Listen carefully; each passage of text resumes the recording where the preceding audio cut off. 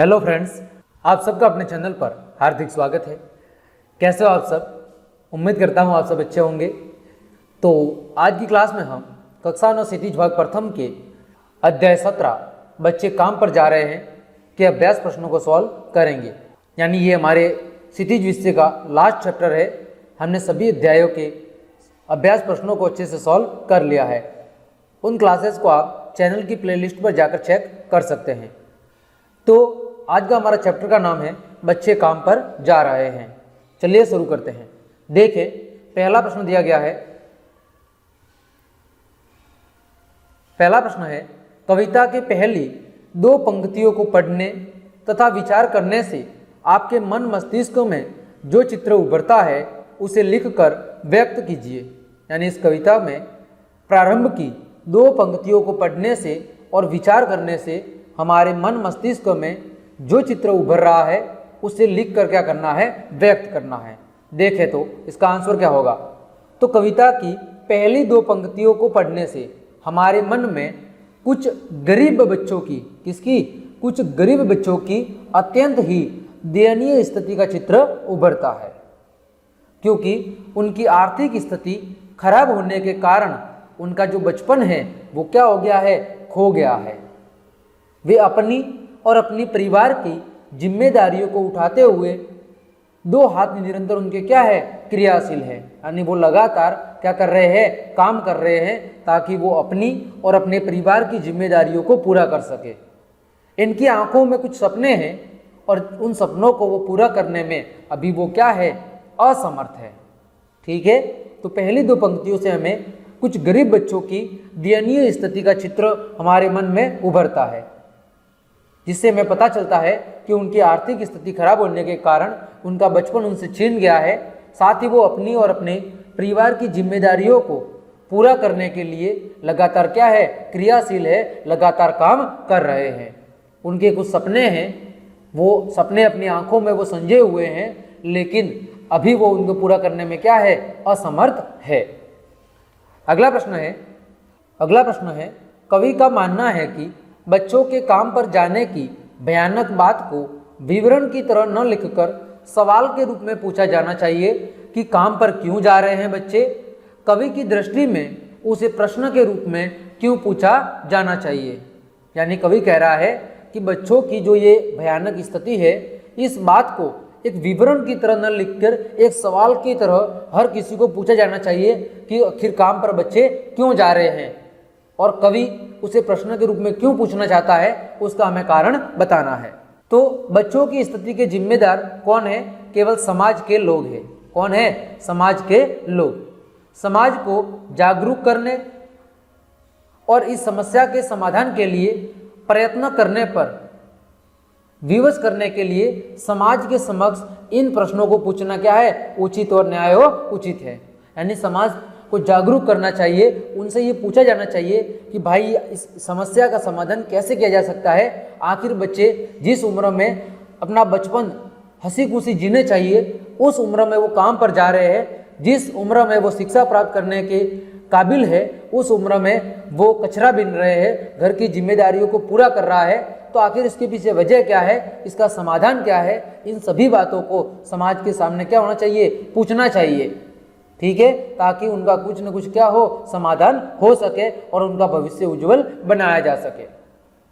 अगला प्रश्न है, सुविधा और मनोरंजन के उपकरणों से बच्चे वंचित क्यों हैं? सुविधा और मनोरंजन के उपकरणों से बच्चे वंचित क्यों हैं? तो सुविधा और मनोरंजन के उपकरणों से वंचित होने का एकमात्र कारण है, और वो है समाज में व्याप्त वर्ग विभेद। समाज में व्याप्त क्या? वर्ग विभेद। यानी एक उच्च वर्ग और एक निम्न वर्ग, या एक अमीर वर्ग और एक गरीब वर्ग। ये जो परंपरा समाज में चल रही है, ये ही सबसे बड़ी जिम्मेदार है। निम्न श्रेणी के जो बच्चे हैं उनकी विचारों की आर्थिक स्थिति कैसी है? खराब है, और अपने परिवार का भरण पोषण करने के लिए वे केवल एक आय का जरिया मात्र बनकर रह गए हैं। उनका काम है अपने लिए और अपने परिवार की जिम्मेदारियों को पूरा करने हेतु दिन भर मेहनत करना, उसे जो भी मजूरी या मेहनत मिलती है उससे अपने घर का जुगाड़ चलाना। यहाँ जीविका के लिए आर्थिक तंगी हो, वहाँ मनोरंजन के साधन और जीवन के सुख सुविधाओं की कल्पना करना क्या है, असंभव है। आप सब जानते होंगे, जब तक व्यक्ति को रोटी, कपड़ा और मकान उचित तरीके से नहीं मिलेगा, तब तक वो अपने सुख सुविधा और मनोरंजन के बारे में सोच भी नहीं सकता। तो सबसे बड़ा यही कारण है कि जो गरीब वर्ग के बच्चे हैं, जिनकी आर्थिक स्थिति खराब है, वो अपने रोटी, कपड़ा और मकान यानी अपनी घर की और अपनी जिम्मेदारियों को पूरा करने के लिए कार्यशील है। वो सुख सुविधा और मनोरंजन के बारे में तब तक नहीं सोच सकते जब तक वो उनके लिए क्या नहीं हो, रोटी, कपड़ा और मकान आराम से या ये सुविधा है वो अच्छे से उपलब्ध नहीं हो। अगला प्रश्न है, दिन प्रतिदिन के जीवन में हर कोई बच्चों को काम पर जाते देख रहा है या देख रही है, फिर भी किसी को कुछ अटपटा नहीं लगता। इस उदासीनता के क्या कारण हो सकते हैं? यानी आप सब आजकल देख रहे हैं, सुबह उठते ही हम जब बाजार की ओर जाते हैं तो कई सारे छोटे बच्चे उधर उधर काम करते दिखाई हमें दे जाते हैं। फिर भी बोल रहा है कि इतनी बड़ी उदासीनता के कारण क्या है, लोग फिर भी कुछ नहीं कह रहे, लोगों को कुछ फर्क नहीं पड़ता। तो इस उदासीनता के कारण क्या हो सकते हैं, उसका हमें जवाब देना है। तो आज का मनुष्य इतना आत्मकेंद्रित हो चुका है कि उसके पड़ोस की खबर भी उसे कभी कभी ही लगती है। यानी लोग आज इतना आत्मकेंद्रित हो गया है कि वो अपने पड़ोसी से भी संपर्क नहीं रखता कि पड़ोसी क्या कर रहा है, उसके साथ क्या घटना हो रही है, उसका क्या हाल चाल है, उसकी भी उसे खबर नहीं होती है।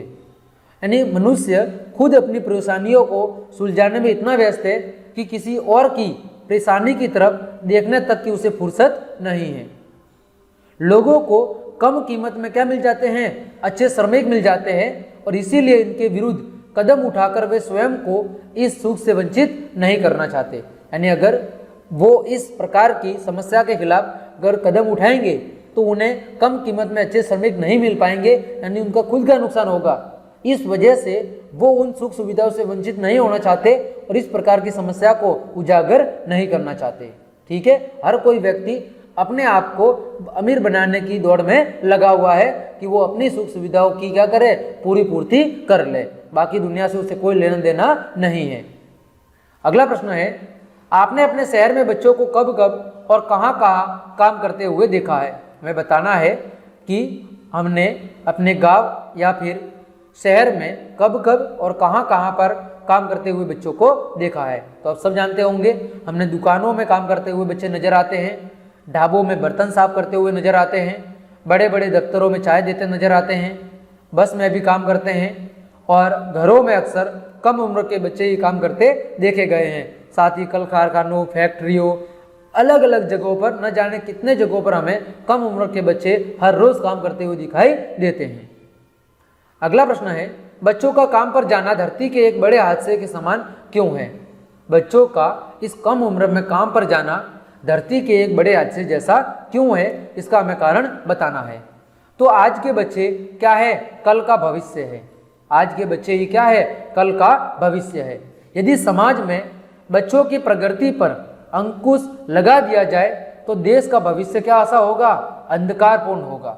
क्योंकि उन बच्चों का अगर विकास नहीं होगा, उनमें सोचने समझने की, कुछ नया करने की वो क्षमता नहीं होगी, तो निश्चित रूप से आने वाला जो देश का समय है वो कैसा होगा, बिल्कुल अंधकारमय होगा। हमारा देश जो भारत देश है वो कैसा देश है, एक प्रगतिशील देश है, यानी अभी वो विकसित नहीं हुआ है, और बच्चे भी इस प्रगति का क्या है, एक अभिन्न ही अंग यानी कि हिस्सा है। सभी बच्चे एक समान है, उनको बचपन से वंचित करना समाज के लिए क्या है, अमानवीय है। इसीलिए यह हमारे समाज के लिए और साथ ही हमारी धरती के एक बड़े हादसे के समान है। चलिए अगला प्रश्न है, काम पर जाते किसी बच्चे के स्थान पर अपने आप को रखकर देखिए, आपको जो महसूस होता है उसे लिखिए। कवि कह रहा है कि लेखक कह रहा है कि काम पर जाते हुए किसी बच्चे के स्थान पर अपने आप को रखकर देखिए, आपको जो महसूस होता है उसे में क्या करना है, लिखना है कि आपके मन में क्या विचार प्रतीत होते हैं। तो देखिए इसका आंसर हो जाएगा कि काम पर जाते बच्चों के स्थान पर यदि हम स्वयं को रखेंगे तो हमें जो अपनी स्थिति है वो कैसे लगेगी, बहुत ही कष्टदायक लगेगी। दूसरे बच्चों को खिलौनों से खेलते हुए, स्कूल जाते हुए जब हम देखेंगे तो हमारे मन में तरह तरह के क्या होंगे, प्रश्न उभर कर आएंगे और हम स्वयं को उनके सामने हीन या तुच्छ महसूस करेंगे और ये सोचेंगे कि हमारी स्थिति ऐसी क्यों है और बार बार अपने आप को ही कोसेंगे। ठीक है। अगला प्रश्न है, आपके विचार से बच्चों को काम पर क्यों नहीं भेजा जाना चाहिए, उन्हें क्या करने के मौके मिलने चाहिए। तो देखिए इसका आंसर क्या होगा, हमारे विचार से बच्चों को काम पर नहीं भेजना चाहिए क्योंकि उनके छोटे से मस्तिष्क में हम इस घटना का क्या पड़ रहा है, दुखद प्रभाव पड़ रहा है। वो अपना मानसिक रूप से वो तैयार नहीं हो पाएंगे, उनका शारीरिक, मानसिक और बौद्धिक विकास अच्छे तरीके से नहीं हो पाएगा, जो धीरे धीरे बढ़कर क्या कर लेगा, एक समय विद्रोह का रूप धारण कर लेगा। यानी जो बच्चा है उसका मन अगर पहले से दुखद होगा, कभी वो स्वतंत्र रूप से ना तो सोच पाएगा, हमेशा समस्याओं से घिरा रहेगा, तो निश्चित रूप से धीरे धीरे आगे चलकर उसका जो मस्तिष्क है वो एक विद्रोह का रूप धारण कर लेगा। इस तरह के बच्चे आर्थिक अभाव और सामाजिक असमानता के कारण आगे चलकर आतंकवादी जैसी गतिविधियां, चोरी जैसे गलत कामों को क्या दे सकते हैं, अंजाम दे सकते हैं। इससे हमारे समाज की क्या होगी, इससे हमारे समाज की हानि होगी। तो सबसे पहले हमारे समाज को ये कोशिश होनी चाहिए कि ऐसे बच्चों को भी अन्य बच्चों की तरह पढ़ने लिखने और समाज के साथ आगे बढ़ने का मौका मिलना चाहिए, या फिर उनकी सहायता करके, या फिर सरकार और समाज की सहायता की क्या करनी चाहिए, मांग करनी चाहिए और हर संभव उनकी मदद करके उनको एक उचित जीवन देने की हर संभव कोशिश करनी चाहिए, ताकि उन्हें भी पर्याप्त मौके मिले और वो भी अपना जीवन आरामदायक तरीके से जी सके। ठीक है, तो इस प्रकार हमने आपके सभी अभ्यास के प्रश्नों को अच्छे से सॉल्व कर लिया है। क्लास देखने के लिए आप सभी को धन्यवाद। क्लास अगर आपको अच्छी लगी है तो लाइक, कमेंट, शेयर और सब्सक्राइब जरूर ठोक दें। धन्यवाद।